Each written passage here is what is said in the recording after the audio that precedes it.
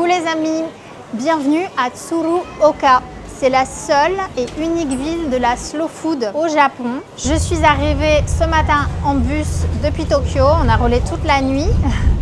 Ça se voit peut-être à ma tête qui est un petit peu fatiguée. En tout cas, je vais me ressourcer ici parce que c'est un vrai marché agricole, alimentaire. Alors, Tsuruoka, il faut savoir que c'est dans le nord du Japon.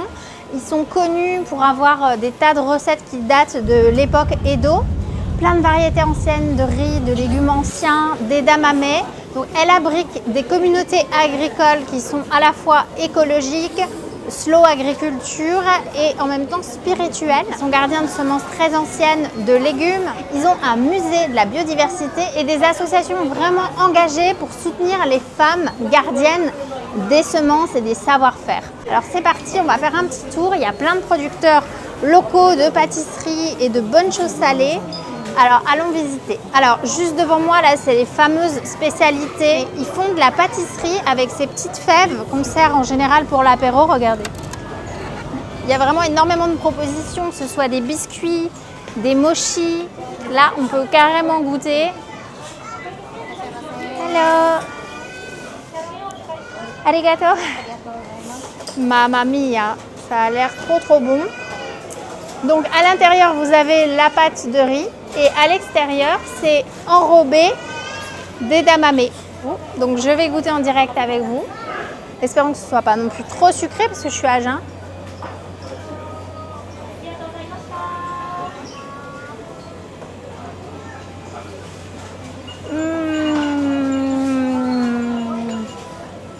Oh là là. Oh là là.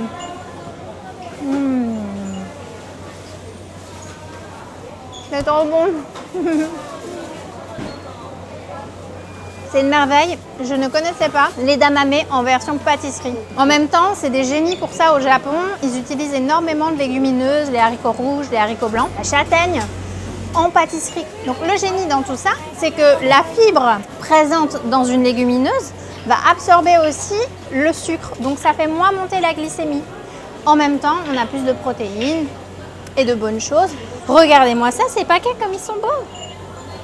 Oh, magnifique celui-là. Alors, je ne sais pas à quoi il est, peut-être à la châtaigne.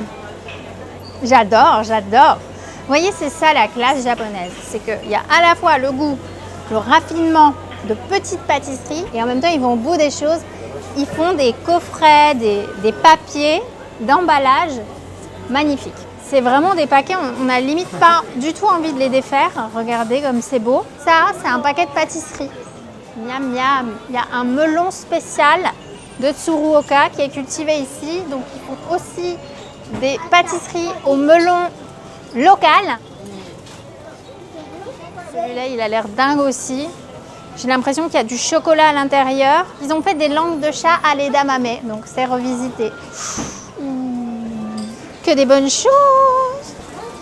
Ouh là là, là on est dans le coin des liqueurs, vinaigre de fruits, des kimchi. Hello. Des bons kimchi là aussi, regardez là. Là c'est le rayon kimchi. Et là,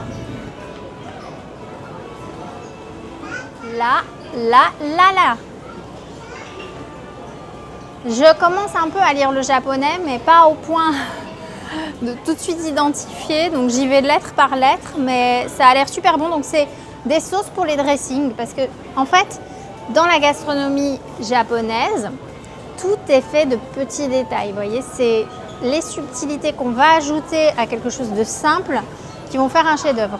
Ce qu'on sent aussi, c'est que c'est fait avec amour. Alors aussi parce que c'est fait avec lenteur, tout simplement. On a aussi du kartam qui est cultivé pas très loin dans la région, qui est une super fleur. Ils font aussi de la teinture végétale de textile avec les fleurs de kartam. Ils font des beaux motifs comme l'indigo. Mais alors ça fera l'objet d'un prochain voyage où j'aimerais vraiment aller sur cette zone spéciale dans le sud du Japon. Ils ont la plante indigo et la méthode ancestrale pour cultiver l'indigo. Et c'est ce qui fait des habits et une couleur magnifique. Évidemment, c'est médicinal aussi. Enfin, il y a quelque chose d'incroyable avec cette plante. Ils ont les mains toutes bleues, on les appelle les schtroumpfs. Et en fait, c'est antibactérien. Il y a beaucoup de propriétés médicinales dans la plante. Donc, vous imaginez quand vous la mettez sur les vêtements. Donc là, voilà. En tout cas, il y a le kartam ici dans la région. Qu'est-ce que c'est ça encore? Oh là là. Non mais ça s'arrête pas, hein. Il y a trop de choses à découvrir. Il faudrait que je reste au moins une semaine pour prendre le temps d'explorer. Alors ça, c'est des petits biscuits qui servent avec les bols de nouilles. J'ai pas encore goûté, mais ça donne vraiment envie. Là, on a du jus de poire, du jus de myrtille de Tsuruoka, on a du jus de raisin. Les raisins aussi, tout est fait avec des méthodes agricoles qui favorisent la biodiversité, qui prennent soin de la terre, mais aussi avec des rituels. C'est-à-dire que quand ils cultivent, quand ils ensemencent, il y a aussi toute une dévotion à la terre, une dévotion au ciel, aux éléments, à l'esprit de ce qu'ils cultivent en fait. Donc c'est une manière d'activer par la conscience les bienfaits des aliments et de les transformer en véritable médecine, à la fois organique pour le corps, mais aussi pour l'esprit. Voilà, on a fait le tour principal. Donc, moi, ce que je préfère quand même, ce qui m'a rendu dingue, c'est quand même les edamame en version pâtissière. Après, il y a beaucoup de spécialités à la viande aussi, des viandes séchées. Mais ça, c'est pas pour moi. Et voilà. Alors, ils ont aussi des fleurs comestibles, vendues sous forme de sachets, comme ça.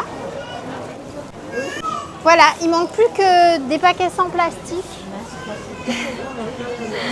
Pas de plastique. Et là, on a aussi un marché aux poissons. Donc, j'ai un bus à prendre, donc je vais pas le faire, mais en tout cas, c'était vraiment du bonheur pour les sens.